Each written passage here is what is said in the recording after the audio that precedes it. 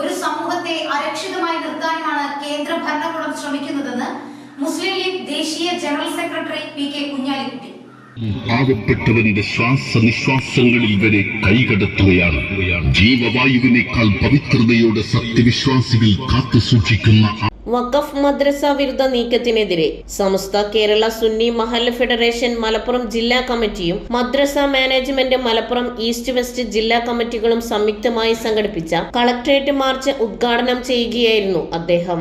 ഭരണഘടന അനുശാസിക്കുന്ന ഒരു സ്ഥിതി എല്ലാ ജനവിഭാഗങ്ങൾക്കും കിട്ടണം എന്നുള്ളത് കൊണ്ടാണ് കോൺഗ്രസ് ഗവൺമെന്റ് ഉണ്ടായിരുന്ന കാലത്ത് സർക്കാർ കമ്മിറ്റി വെക്കുകയും പഠനം നടത്തുകയും വളരെ വീക്കായ ജനവിഭാഗങ്ങളെ മൈനോറിറ്റീസ് പെടും, അതുപോലെ തന്നെ പല അവശ ജനവിഭാഗങ്ങൾ SC തുടങ്ങിയവർക്കൊക്കെ പ്രത്യേക പരിരക്ഷയുണ്ട്. അങ്ങനെ സർക്കാർ കമ്മിറ്റിയാണ് ഇന്ത്യയിൽ വിദ്യാഭ്യാസപരമായും മറ്റു നിലയിലൊക്കെ ഉയർത്തിക്കൊണ്ടുവരാൻ വേണ്ടി മൈനോറിറ്റി ജനവിഭാഗങ്ങൾക്ക്, ന്യൂനപക്ഷ ജനവിഭാഗങ്ങൾക്ക് പ്രത്യേക വിദ്യാഭ്യാസ പദ്ധതി ബാക്കി കാര്യങ്ങളൊക്കെ കൊണ്ടുവന്നത്. ന്യൂനപക്ഷങ്ങളുടെ അവകാശങ്ങളും ആനുകൂല്യങ്ങളും ഇല്ലാതാക്കാൻ നോക്കുകയാണ്. വഖഫ് കൊണ്ട് ആർക്കും ഒരു ഉപദ്രവം ഇല്ലെന്നിരിക്കെ അനാവശ്യമായ വിവാദമാണ് ഉണ്ടാവുന്നത്.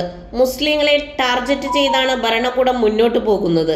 ഇതെല്ലാം രാഷ്ട്രീയമായ ആയുധമായി ഉപയോഗിച്ച് വോട്ട് തട്ടുന്നു. കേന്ദ്ര സർക്കാർ വഖഫിനും മദ്രസകൾക്കുമെതിരെയെല്ലാം യുദ്ധം പ്രഖ്യാപിച്ചിരിക്കുകയാണ്. ഭരണഘടന അവകാശങ്ങളാണ് ഇവിടെ ഇല്ലാതാക്കുന്നത്.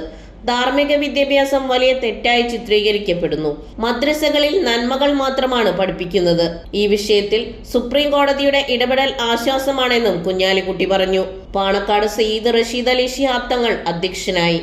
അബ്ദുസമദ് പൂക്കോട്ടൂർ മുഖ്യപ്രഭാഷണം നടത്തി. സയ്യിദ് KKS തങ്ങൾ വെട്ടിച്ചിറ, പുത്തനഴി മൊയ്തീൻ ഫൈസി, SMS സംസ്ഥാന secretary U Muhammad Shafi Haji, SMF ജില്ലാ സെക്രട്ടറി അബ്ദുൽ ഖാദർ ഫൈസി കുന്നുംപുറം, മലപ്പുറം ജില്ലാ DCC president VS Joy, Saleem Edakkara എന്നിവർ സംസാരിച്ചു. ന്യൂസ് 99 മലപ്പുറം.